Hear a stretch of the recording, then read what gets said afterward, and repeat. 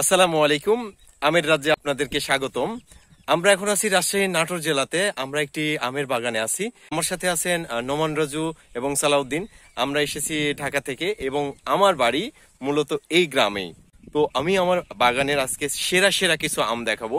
আপনারা জাস্ট দেখলে বিশ্বাস করতে পারবেন না যে একটা বাগানে কি পরিমাণে আম থাকতে পারে এবং একটা বাগানে কি পরিমাণে আম আসলে নষ্ট হতে পারে। যে আমগুলো পড়ে আছে, এই আমগুলো আসলে খাওয়ার মতো মানুষ নেই, কিন্তু আমরা অনেকেই আসলে আম পাই না।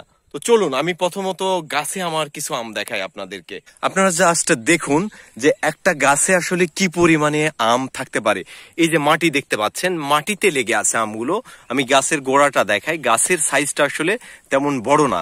আর যে পরিমাণে আম আসলে মাটিতে পড়ে আছে, যেগুলো যদি আমরা কুড়িয়ে ঢাকা শহরে নিয়ে যাই তাহলে দেখা যাচ্ছে খাওয়ার মানুষের অভাব হবে না, কিন্তু এখানে কেউ আম খায় না। আমি দেখাই, এই আমগুলো একদম সতেজ এবং ফ্রেশ আম, যেটাতে এখনো মাটি লেগে আছে। বৃষ্টি হয়েছে কিছুদিন আগে, আপনারা জানেন যে ঝড় হয়েছিল। পাশাপাশি আমি একটা গাছের চিত্র দেখাচ্ছি যে কি পরিমাণে আসলে আম থাকতে পারে এখানে। এই আমগুলো আরো বড় হবে, ব্যাপক পরিমাণে আম। যে আমগুলো আসলে আমার সহকর্মী একটু হেল্প করবেন যে এই আমগুলো আসলে কি পরিমাণে আম থাকতে পারে একটা গাছে। আর এই আমগুলো আসলে আরো বড় হবে, এটা আসলে 1 থেকে 1.5 মাস পরে খাওয়ার উপযোগী হবে। তো এই আমগুলো বাজারের সেরা আম। পাশাপাশি আমি যদি অপর সাইডে আপনাদেরকে দেখাই যে এই আমগুলো কিন্তু ব্যাপক পরিমাণে আম।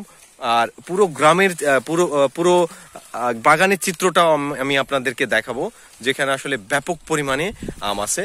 তো এইখানে দেখতে পাচ্ছেন যে আম কতগুলো হতে পারে, একটা গাছে আসলে কি পরিমাণে আম হতে পারে। আর গাছের সাইজটাও আসলে বড় না।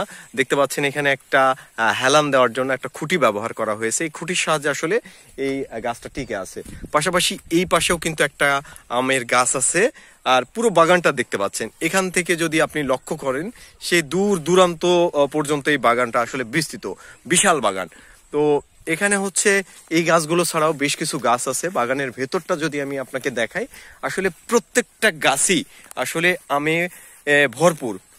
ভরপুর বললেও ভুল হবে, এর থেকেও বেশি। আর এখানে আমি আবারও দেখাই যে যে পরিমাণে আম আসলে পড়ে আছে মাটিতে, সম্পূর্ণভাবে পড়ে আছে, এই আমগুলো আসলে খাওয়ার মানুষ নেই।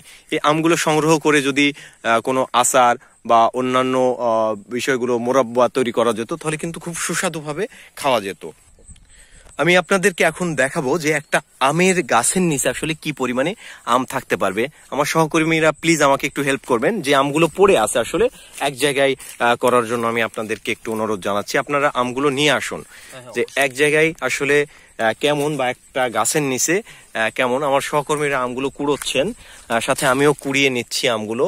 ব্যাপক পরিমাণে আম আসলে গাছের নিচে পড়ে আছে। তো এই আমগুলো আসলে যদি কুড়িয়ে আচার বা মুরব্বা তৈরি করা যেত, তাহলে হয়তো বা একটা সুস্বাদু খাবারে পরিণত হতো। যে আমগুলো আছে, আমার সহকর্মীরা প্লিজ আপনারা সবগুলো নিয়ে আসুন।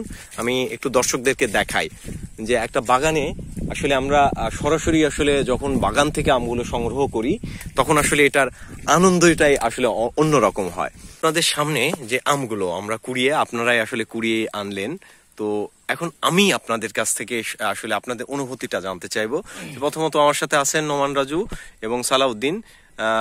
সালাউদ্দিন, আমি আপনার কাছে একটু জানতে চাই যে আপনি আমার সাথে বাগানে আসলেন, পাশাপাশি আম কুড়োলেন, আপনার আসলে অনুভূতিটা কেমন?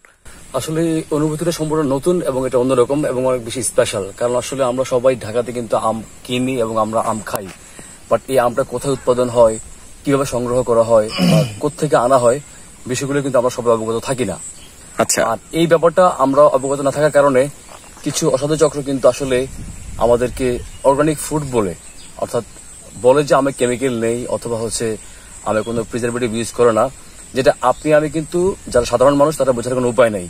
বাট আমরা যারা এখানে আসছি, আমরা যে দেখতেছি এখানে কি পরিমাণ আম আছে, এবং আশা করি যদি আপনাদের আমের প্রয়োজন হয়, আমরা কিভাবে সংগ্রহ করছি, প্রত্যেকে সংগ্রহ করছি, এবং আমাদের আমের যে গুণগত মান, এটা আপনারা খেয়ে দেখে শুনে তারপর আপনারা আশা করি বুঝতে পারবেন। আচ্ছা, ধন্যবাদ আপনাকে। নোমান রাজু, আপনি আমার সাথে এসেছেন দীর্ঘ সময় জার্নি করে এবং আপনি সরাসরি বাগানে এসেছেন। এটা আসলে বাগানে আসার মতো ভাগ্য আসলে সবার থাকে না। তারপর আপনি কি নিজেকে ভাগ্যবান মনে করছেন কিনা? আসলে সত্যি কথা বলতে গেলে আমার জীবনে প্রথম আমি এরকম মানে রাজশাহীর আম, যেটাকে আমের রাজ্য বলা হয়, এই আমের রাজ্যে আমি এখানে আসব এবং হচ্ছে আমি ঘোরার পারপাসে এবং হচ্ছে আপনার বিজনেসের জন্য, যেটাই বলেন না কেন, এখানে যে আসবো এবং আম মানে ছোটবেলার সেই আপনার সেই স্মৃতি যে আম কুড়াবো গাছের নিচ থেকে, এটা আসলে আমার কাছে অন্যরকম। আচ্ছা, আপনি এবং সালাউদ্দিন সাহেব দুজনই হচ্ছে আম কুড়োলেন গাছের নিচ থেকে, যেটা সম্পূর্ণভাবে পড়ে আছে। এই আমগুলো এভাবেই পড়ে থাকবে, আসলে নষ্ট হয়ে যাবে। তো আম কুড়োনোর মধ্যে আসলে কোন ধরনের অনুভূতি আপনি পেলেন? মানে একদম ছোটবেলায় আমরা যেটা করেছি, যে ঝড় হইতো, আমাদের এদিকে তো অনেক বড় বড় আম গাছ হয়, ছোট আম গাছ হয় না এই জাতের আমগুলো। তো তখন দেখা যায় যে আমরা আম পড়ে থাকতো, আমরা ছেলেরা বা বাচ্চারা যারা ছিলাম দৌড়াদৌড়ি করে আমগুলা নিয়ে আসতাম, কিন্তু গাছের নিচে আম পড়ে থাকবে কিন্তু খাওয়ার মানুষ নেই, এটা আমার জীবনে প্রথম আমি দেখি। আচ্ছা, আমি আসলে এই ভিডিও করার উদ্দেশ্যটা এটাই, আমাকে অনেকেই জিজ্ঞেস করে যে আসলে আপনাদের তো আসলে আমের বাগান আছে, বা আমার বন্ধুরাও জিজ্ঞেস করে, আমার সহকর্মীরাও আমাকে জিজ্ঞেস করে যে আপনাদের আমগুলো আসলে মানুষ পেড়ে নিয়ে যায় না, বা এখানে থেকে আম চুরি হয় না। আসলে আম তো খাওয়ার মানুষই নেই এখানে, আসলে চুরি হওয়ার তো কোনো অপশনই নেই। এখানে আম পড়ে আছে কিন্তু আম নেওয়ার মানুষ নেই। তো এই ছিল আজকের ভিডিও। ভালো থাকবেন, সুস্থ থাকবেন। আসসালামু আলাইকুম।